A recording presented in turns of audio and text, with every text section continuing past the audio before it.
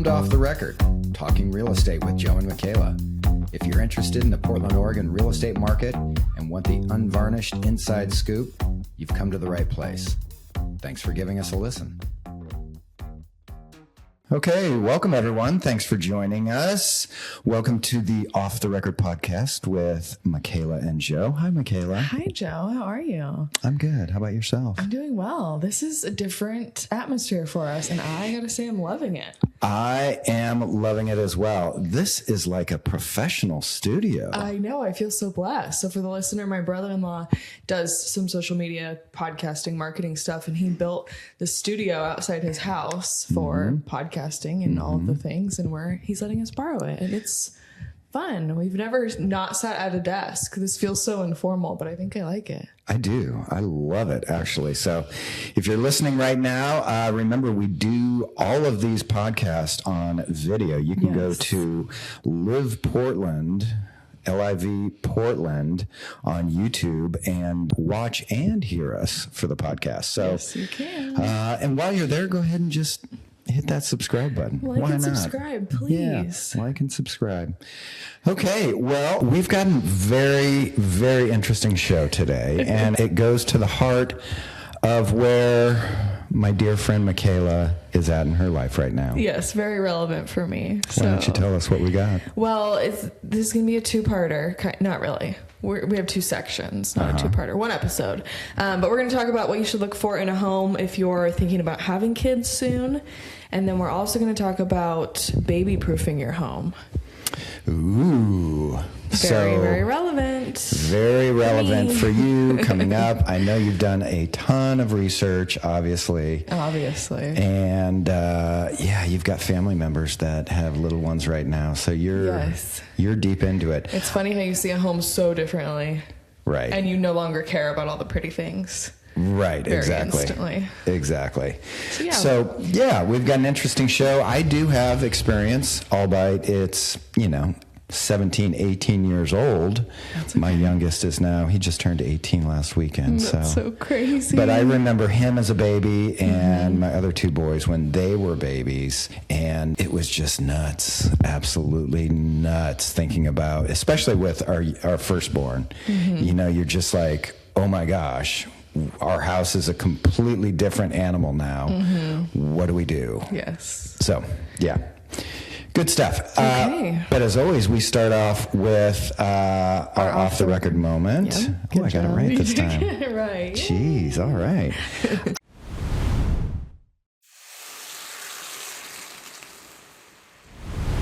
Let's start with you. What is your off-the-record moment right now? And remember, it can be business-related, it can be fun, it can be whatever you want, but usually it ends up with a bug for us. Yes. Do you have a bug today? It's always a bug. It is always a bug. My bug is how expensive coffee is. I feel like I've talked about this before. Yeah. But coffee is always my vice, but being pregnant, it's my only vice, and I can also only have it once a day.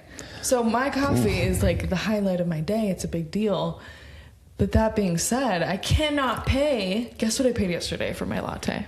I don't even want to know. $5? $8. $8? $8. No. I know. And I'm never going back to this coffee shop again. I'm so mad. But it feels like the baseline is $7 for a latte. What are they putting in these coffees these days? Not gold. Jeez I'll Louise. tell you that.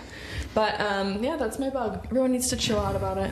If you already have all your alternative milk stocked, I don't know why it costs $1 more for your alternative milk. I'm going to go ahead and say the coffee I've had at your house, better than coffee in the coffee house. Really? I don't know what it is. I love your coffee. Oh, thank you. I was a little bummed when we were in the studio today and not at the home studio at Casa Mast. Yeah. I don't know what it is. It's not the same. It doesn't do it for me. But. Well, that's a legit bug because it is so expensive right now. Thank you.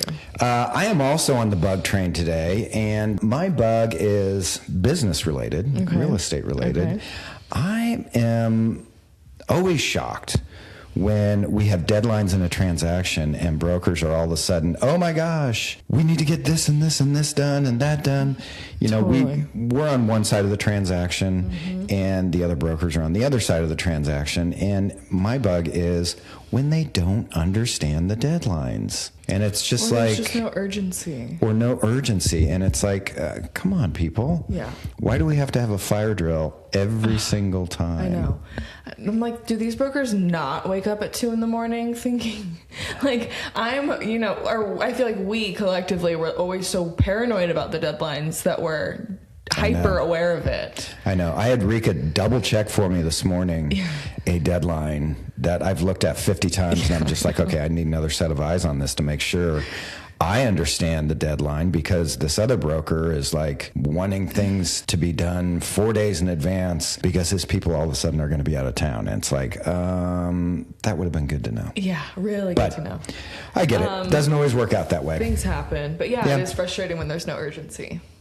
Yeah. At the beginning, when you should have urgency. Yeah. So, okay, that's our bugs. Hopefully you're still listening. Right, exactly. They're like, these people are negative. We're over this. I know. We're going to end with positive, though. Yes, we always end with do. positive.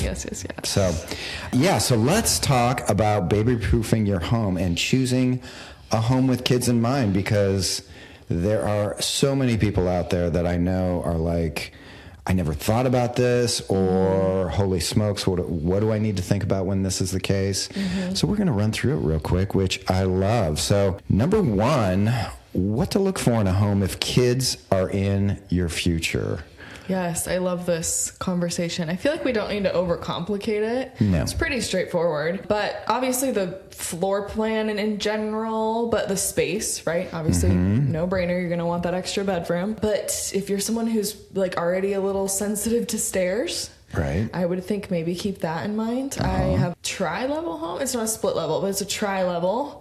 And even just being pregnant, walking up and down all these stairs, I'm exhausted, and I shouldn't be, but I am. Yeah. So think about that when you're pregnant, or your wife's pregnant, or and then it's only going to get more difficult as you're carrying a newborn up and down all those stairs. 100%. And a toddler. And then, what is it? 6 months when they start getting mobile? 9 months? Like 8, 9 a year. Yeah. That's when you start thinking about gates for those 2 or 3 steps down to the living room and all that type of stuff. But I vividly remember, even when my firstborn was in the crib, looking at our stairs, just going, there's no way. I'm going to have to barricade this. I'm going to have to do this and that and the other. There's so many good ways to get around that now. But, if you can avoid a flight of stairs, or if you are really stair sensitive and you want something single level, then maybe think about that. Yeah. The other thing is a nursery. Yep. A lot of people are like, they buy a home, they know they're having kids, and all of a sudden they've got their bedroom, they've got an office, a bedroom that's an office, and then maybe they've got another bedroom that they don't even think about, but it just doesn't work as a nursery. So all of a sudden they're like, where am I going to put my baby at? Right? So always good to remember about that. Yes. Another thing that is really important to me is outdoor space, making sure it's safe. It doesn't have to be an incredible outdoor space, but something that's fenced, just so you can send them outside or be outside with them and not be worried about cars or too much foot traffic in general. I was at a house a couple of weeks ago that had a pool that had baby gates around the entire pool. Good. I mean, that's great, but it was kind of like, they bought the home, didn't really think about it. Yeah. And it looked really funky.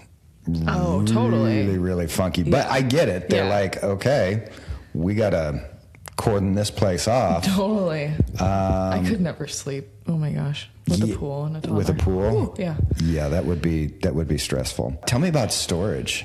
Oh my gosh. Babies come with so many items, as I'm sure you remember. You just had your shower and you were telling me about how much stuff you got. Yeah, I had Where's all this going in your house? Mostly the nursery, the garage, and the closet under our stairs, and our coat closet upstairs too. Everything is taken over with baby stuff. So you want to make sure there's some storage. I would say at least more than one big closet so you can put all the big things in there. Yeah. Because they come with bouncers and... just all things bigger, more than strollers. I think people mostly just think about strollers or car seats, but there's a lot of stuff. So consider storage. I think this is a big one, but what about parks and community spaces. Absolutely. Schools are down the road, obviously. Right. And, we can talk about that a little bit, but just parks and community spaces where you can go get into nature, Yes. throw a blanket down and let your little one kind of be out in the open air. Absolutely. Yeah, I think that's critical. I feel like around here, most of the neighborhoods are planned pretty thoughtfully to where they have at least some kind of park. And we're always aware of the parks and trails nearby. So it's something, we always help buyers with. But, some other big cities don't have that luxury. So Right. We And feel it's like always, I think it's always a perk, whether you're planning on babies or not, to be around community spaces and parks and all that type of stuff. But when you're going to be, having a family soon or whatever, it just makes all the more sense in the world to just, have that space. We've got a property on the market right now in Forest Grove that has a beautiful park right around the corner. I think about that now when it comes to kids, and we've put that in the listing, to highlight that. So yeah, it's one of those things that you just got to be mindful of. Definitely. Yeah. Preparing your home for an infant. I remember we did not, for Nicholas, our oldest, I should say, we didn't really think about a lot of it or plan for a lot of it until he was actually home. And then it was like, oh, wait a second. We really need to plan this out because, the months go by fast and all of a sudden they're mobile. And it's like, how do we keep this environment safe? Yeah, totally.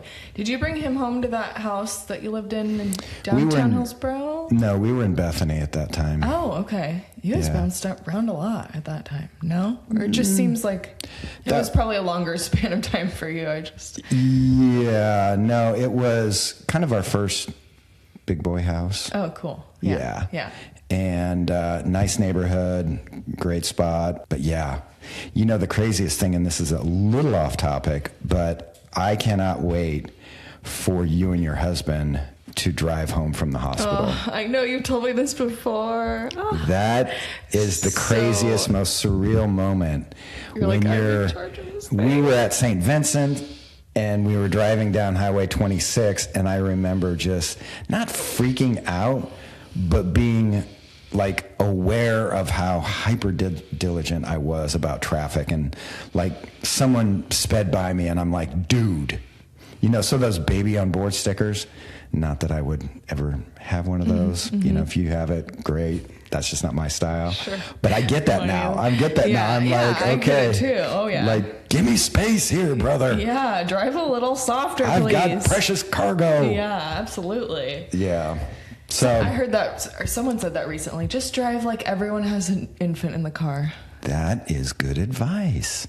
Yeah, that is really good advice. I like that too. But yeah, we're in the thick of this phase because we're like 6 weeks out from bringing home an infant.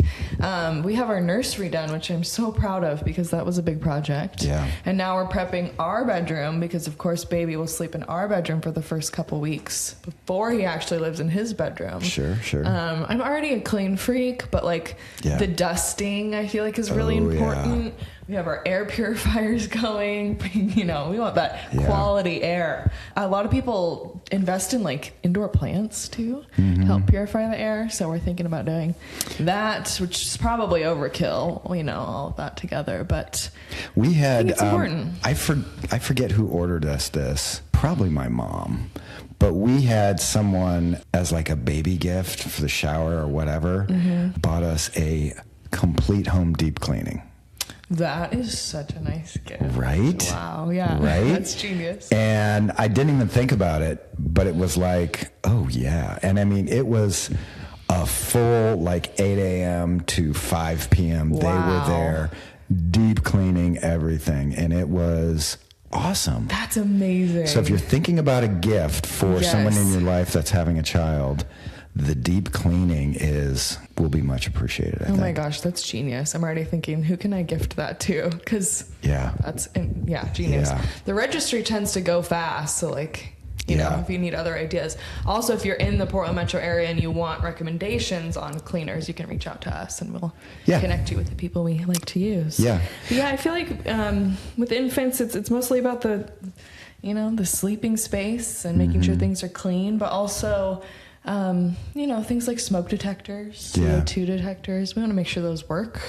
A piece of advice that we got that I really loved was, that first year, baby-proof the things you need to baby-proof, but you can still keep portions of your home for adult life. Yeah. And I thought that was really good advice, because you do want to have those spaces where people come over and it's like, oh, sorry, let me unlock this for you so you can get into the living room or move whatever. The toy kitchen. Yeah. Yeah, exactly. Yeah. So that is good advice. I like that. Yeah.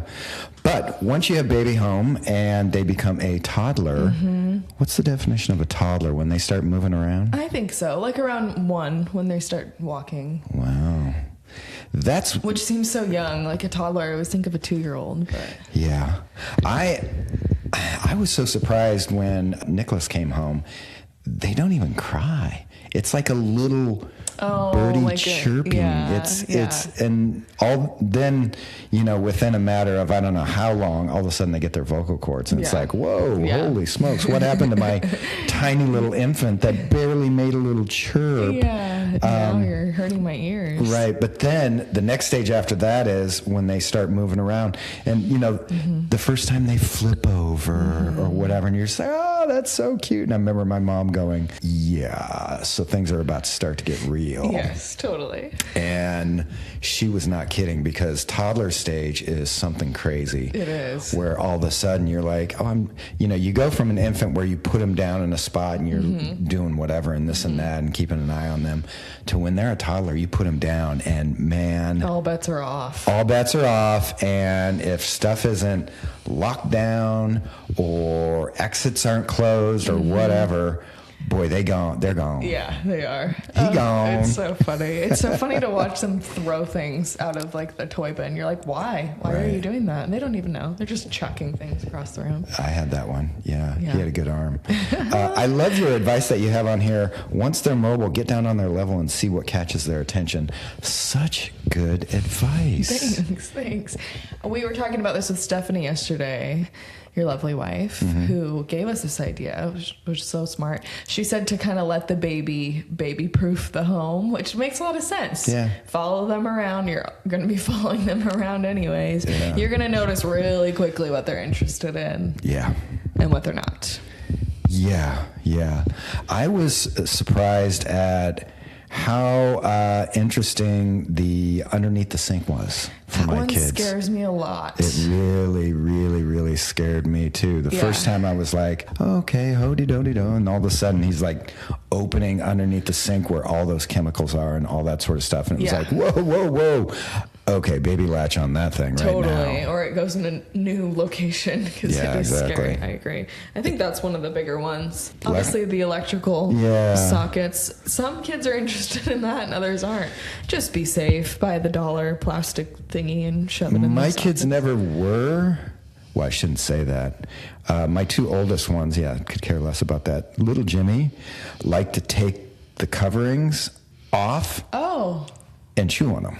Awesome. Fun. Yeah, just like a puppy. That's crazy. Yeah. Wasn't interested in the electrical part, just the cover, the plastic. And I'm going to gum on that a little bit. That's crazy, actually. That he could even get that out of there. I know. He's a weirdo. He's sure cute. He turned out all right. Secure furniture and TV to walls. Love that. Yes, essential. Anything that they can pull down on themselves, they will.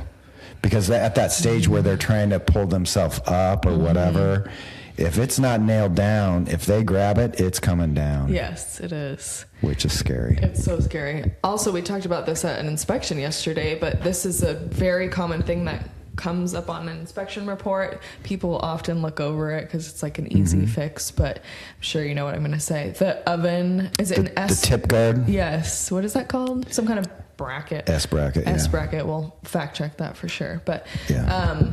Ovens aren't really secured in there very well. So if your baby is pulling on the oven door or falls on top of the oven door, the oven could very easily fall over onto them, which is terrifying. Yeah. So it's Oregon code to have your oven secured with that bracket we talked about in the back. Not hard to do, but not hard to do, but just do it before you are questioning whether you should do it or not. Well worth it. Yes. The baby gates they make now are so much better than they used to have, Makayla. The baby gates that they used to make were also Joe-proof. The locks on those things, I'm like, what the heck is this? Still think that's true. Really? Yeah. There's ones now where it's just single push and you're boop, boop. Okay. But then is that too easy? No, you push and kind of move over a little bit. Okay. It's a 2-step process. Sure. Which, I can do. But thank goodness. The old ones were like, I couldn't.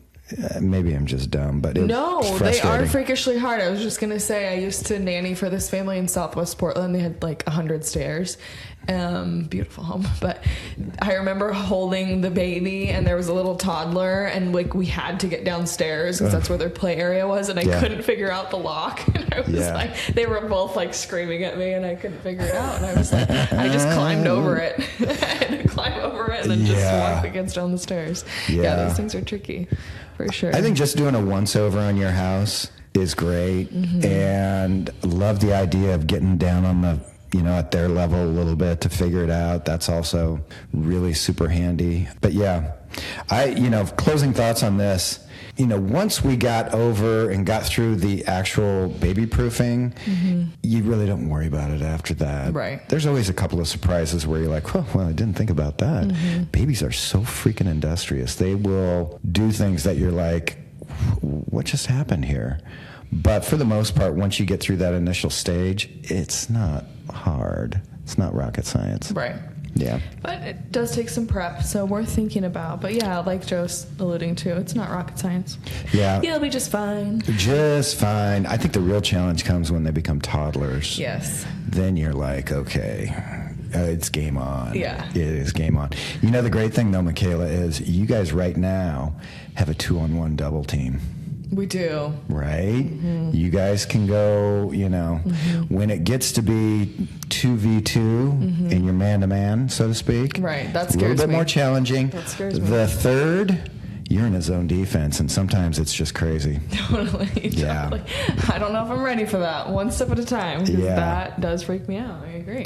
Hey, another thing to think about is if you are planning on having a family or you're, getting ready to have that family, tell your broker, right? Because that helps them become a little bit more aware of, okay, this is in the mix, and maybe we should start thinking about different things when it comes to the search or whatever. So yeah, you don't want to be super pregnant and trying to make a move.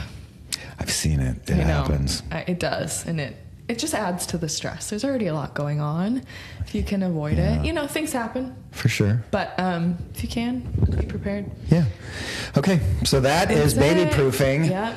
And, not a lot to be said about that, but we thought we'd have fun with this and kind of throw it out there for you. Yes. Hopefully you picked a nugget or two out of there, but we are... we need to talk about what we're loving right now. What we're loving. You should go first since I went first. I will go first because I just got back. I'm loving vacation. I hadn't had a real vacation in a while. Yes. No, you have not. And yeah, we've been grinding. We went down to Florida, did a cruise, my mom's birthday, the whole thing. It's just so nice to be in the sun. Yes. Knowing that things are taken care of. Thank you very much. Of course. You and Rika. And Laura, holy smokes, thank you guys. Really appreciate it. But I love a good vacation. So yeah, that's it's all my about love. That work-life balance. You've taught me that. I think it's important. So I'm glad you had fun. Yeah, welcome thank you. home. Thank you. You are tan. I haven't. I don't usually get tan. I got the usual red, but then it kind of morphed over and didn't really get too burned. That's and so surprising. Didn't rid the sun down there. We were in the Bahamas. Good Lord. That is some intense sun. I expected a pretty bad sunburn out of you, honestly. No, I limited myself. When you can hear the sizzle, you got to kind of get out of the sun. That's true. Yeah. Good. Well, I'm glad you're home. Yeah, thank you. Glad you loved it. I'm loving this little podcast space that we're in. Yeah. It's cute. I do like it as well. And you know what? Hopefully we get to use this space more, and because it's super comfortable and convenient. Yes, shout out to my brother-in-law. Yeah. Who built this space because he has another baby on the way. Nice. Very nice. Well, we'll have to send him the pod. Yes, we will. Well, thank you so much for listening. Thanks, guys. Have a great day. Bye. Thanks for joining us today. If you're interested in finding out more about Joe, myself, or the Live Portland team, you can go to liveportland.com. Thanks for giving us a listen, and see you next time on the Off the Record podcast.